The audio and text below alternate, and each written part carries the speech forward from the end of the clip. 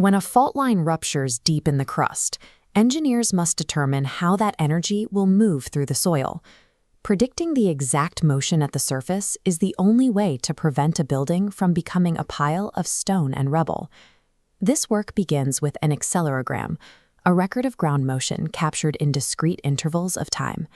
It's a jagged, unpredictable graph of acceleration that changes second by second. To model this movement, engineers use a software called Shake. It relies on the physics of 1D wave propagation to calculate how energy travels through different layers of soil. However, the core wave equations used by the software were derived for steady, repeating harmonic motions.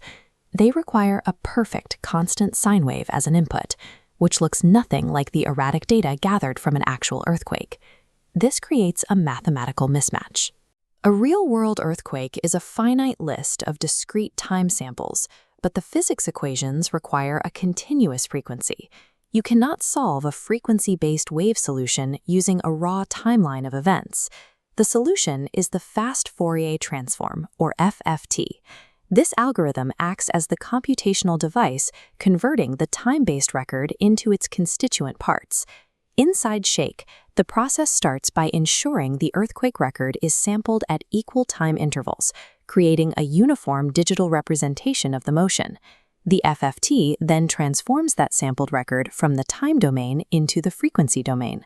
The complex earthquake is separated into a library of individual frequency components that the software can handle one by one.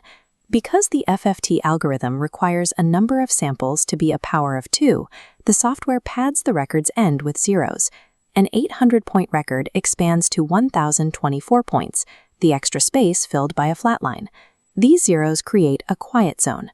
Since the FFT math implies the earthquake record repeats endlessly in a cycle, this flat tail ensures the response from one cycle dies out before the next repeated cycle begins. Engineers can also apply frequency truncation. By setting high-frequency amplitudes above a certain limit to 0, the software removes data carrying very little earthquake energy, focusing calculations on the most impactful frequencies.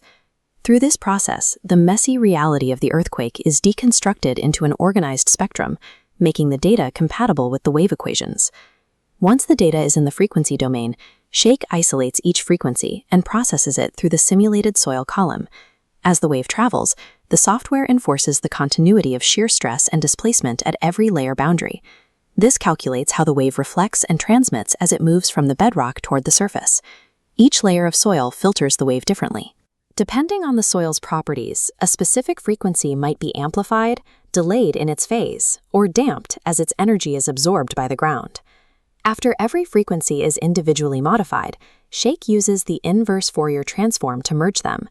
The software stitches modified frequencies back into the time domain. The result is an exact representation of the predicted motion at the surface, providing a complete time history for acceleration, velocity, and displacement. By utilizing the frequency domain as a detour, the software uses steady-state equations to solve a transient, real-world problem. Soil properties are dynamic. As a tremor passes through the ground, the physical strain of the shaking actually reduces the soil stiffness and changes how much energy it absorbs. To account for this, the FFT process is nested inside a larger loop called equivalent linear iteration. The software doesn't just run the analysis once, it repeats it until the physics of the soil matches the intensity of the shaking. Shake assumes initial soil properties, runs the FFT-based analysis, and calculates the resulting strain in each layer. It then uses that strain to update the stiffness and damping values for the next pass.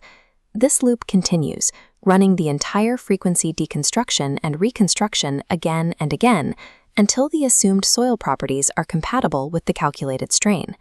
The FFT provides the mechanism to break a chaotic event into pieces that physics can actually solve.